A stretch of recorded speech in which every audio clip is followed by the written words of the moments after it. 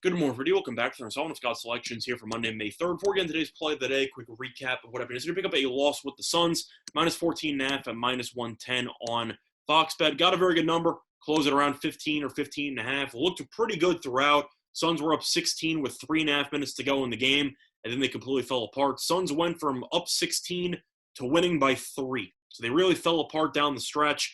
Even more annoying because we beat a line move, but it happens. We'll look for a bounce-back winner here on Monday. And for the play today, we'll be going back to hockey. We haven't done that in about a week or so, but there's one game I do like a lot, and it's going to be the play of the day. It's going to be a matchup between the Penguins and the Flyers taking place at 7 p.m. Eastern Time.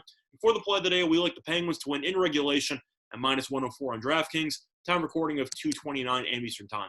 Couple reasons why I like the Penguins to win regulation. First of all, you look at these two teams heading in opposite directions. Pittsburgh has won 5 of its last 7 games in regulation and has won 6 of those 7 games. Meanwhile, you look at Philadelphia, the Flyers have lost 4 of their last 5 games in regulation. Plus, Pittsburgh is currently in possession of first place in the East Division, while the Flyers have already been eliminated from the playoffs.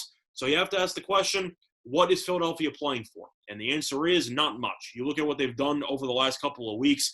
You already knew the writing was on the wall for this team based on how they were struggling for the last month or so. But the Flyers had a couple of chances there to cling to life for the playoffs against the Devils for the last couple of games. Now, we already know how bad the Devils are. Devils are the second worst team in the division, one of the worst teams in the entire league, easily bottom 4. And the Flyers not only allowed at least 4 goals in each of the last 3 games against the Devils, they lost all 3 games outright in regulation. So they weren't just, struggling defensively. They just didn't show up. And I do think that you're going to see a Pittsburgh team that has been playing really well lately, beat the Capitals twice on the road in its last 2 games to give it possession of the number 1 overall spot in the East. And now it's going to be trying to fend off the Capitals, and this game is very important to Pittsburgh, while this game means absolutely nothing to Philadelphia. So I do think you'll see Pittsburgh, who's a much better team, come out with a ton of energy, and they're simply put the more talented team, both offensively and defensively. I think Pittsburgh should probably score at least 3 or 4 goals in this spot, and I think that Philadelphia will struggle to match that. And you want to look at some trends for the spot.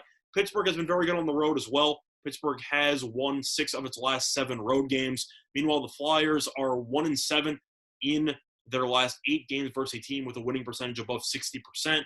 The Flyers have not only been losing to the Devils recently, but you look at them against good teams, they've also been getting smacked, which is why I think Pittsburgh is in a pretty great spot here, especially at minus 104 to just win this game handily. Now, the Flyers have played well against Pittsburgh so far this season, but the Flyers were still competing for something during those games. Now with nothing on the table, I'm kind of curious how Vigneault is going to try to balance the lineups, maybe play the younger guys a little bit more. But at the end of the day, the Flyers have completely mailed it in, and Pittsburgh has been really peaking at the right time, which is why I think this game should be pretty lopsided. The play that I once again here for Monday, May 3rd, is going to be on the Penguins to win regulation at minus 104 on DraftKings. Bye, everyone.